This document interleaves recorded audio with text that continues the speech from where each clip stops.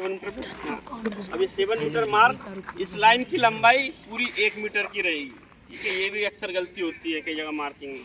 ठीक है, जैसे आपने मार्क कर दिया, अब इसको यहाँ से आओ। ठीक है, आपने एक पॉइंट लगा दिया 7 मीटर पे, तो इसको जैसे आपने एक पॉइंट लगाया 7 मीटर का यहाँ, ये तो इसको यहाँ से आप 1 मीटर आप मार्क कर सकते हैं।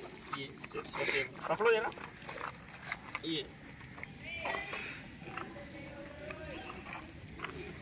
यहाँ इस पर चुना जरा थोड़ा यहाँ,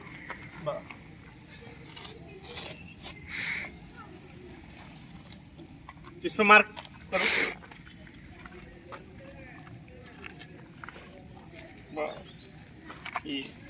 ये पूरा 1 मीटर लंबाई होनी चाहिए। ठीक है, तो इसमें आपका जो थ्रोअर है वो खड़े होकर आराम से थ्रो हो सकता है। कई बार इसको भी बहुत जरा सा मार्क कर देते हैं। ठीक है, इसकी स्टैंडर्ड है 1 मीटर। ठीक है, इतनी लंबाई आपकी होना चाहिए। ठीक है, चौड़ाई वही 5 सेंटीमीटर रहती है। ठीक है, और मार्किंग भी, इसकी मार्किंग भी रियर एज से यही तो होगी, यानी ये अगर आपका हिस्सा इस पर टच भी होता है तो भी फाउल है। इसको टच नहीं करना है थ्रोअर को, इस बात का विशेष ध्यान रखना आप। ठीक है, क्योंकि इसकी मार्किंग जो लास्ट मार्क है वो इंक्लूड है, वहाँ से मार्क कर दिए चूना इस तरह। ये आपका चूना इस तरफ डला हुआ है 5 सेंटीमीटर। ठीक है, इसलिए आपको ध्यान रखना कि आपका अगर पैर टच भी होता है तो भी आपका फाउल है। इसलिए लोगों को हम सजेशन देते बच्चों को कि अपना पैर आप पीछे रखें। ठीक है, और इसमें ये भी नियम है कि आप कितना पीछे रख सकते हो। अगर आप चाहो कि सर मैं तो यहाँ से फ्री थ्रो मारना चाहता हूँ, तो ये भी अलाउ नहीं है। सिर्फ 1 मीटर के अंदर आप पीछे रख सकते हैं आप इसमें। ठीक है, 1 मीटर से ज़्यादा बाहर नहीं जाओगे आप। ठीक, या आप इतना गैप कर सकते हैं।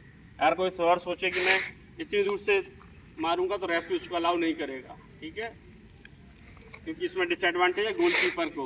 यदि आप पीछे जाओगे तो आप अपना एरिया बढ़ा रहे हो गोलकीपर की स्थिति से। गोलकीपर 4 मीटर तक आ सकता है, इसलिए आप 3 मीटर से मारते हो ताकि गोलकीपर आपको ब्लॉक कर सके।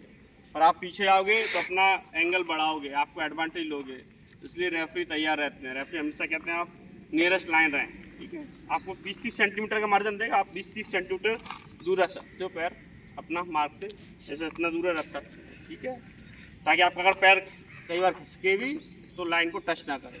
ठीक है, पैर खिसकना फाउल नहीं है फ्री थ्रो में, इस बात का ध्यान रखना आप। जैसे आप फ्री थ्रो करोगे तो आप पैर आप मूव कर सकते हो, पर बस आपका सरफेस टच होना चाहिए। कोई भी जब आप शूट मारो तो आपका एक कोई भी चीज़ टच होना चाहिए। कई बार नए बच्चे तो कहते हैं सर इनका पैर हिल रहा है, उससे कोई दिक्कत नहीं है। पैर आपका खिसकता है, पैर आपका हिलता है, उससे कोई फाउल नहीं होता।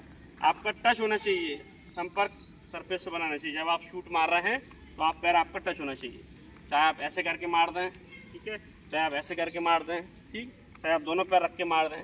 ठीक है, इवन बहुत से बच्चे देखे ना ऐसे गोल घूम के मार देते हैं। ठीक है, तो ऐसे भी आप कर सकते हो, कोई दिक्कत नहीं है। जैसे विसिल सिग्नल होता है, विसिल बजी, उस पर आपका 3 सेकंड है शूट करने के लिए। आपको 3 सेकंड में आपको गोल करना है।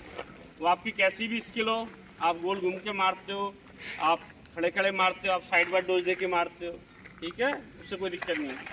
आपका कांटेक्ट सरफेस से होना चाहिए जब आप बॉल रिलीज कर रहे हो। ठीक है, उस टाइम पे, और आपको लाइन क्रॉस नहीं करना है। ठीक है, आप ऐसे करके नहीं मार सकते, ऐसे करके अलाउ नहीं है। ठीक है, यदि आपने इसको सरफेस को टच कर लिया तो नहीं। कुछ बच्चे कई बार फेंक देते हैं तो लाइन पैर कई बार ऐसे रख लेते हैं, ये भी फाउल रहता है। इस लाइन के पहले नहीं होना है। अगर आप ऐसे करके मारोगे तो लाइन से टच हो गया तो ये भी फाउल है। ठीक है, आपको मारना तो आप इस तरह कर सकते हो। ठीक है, आप इस तरह एंगल कर सकते हो, ये सब अलाउ है ना। चलिए, चलो।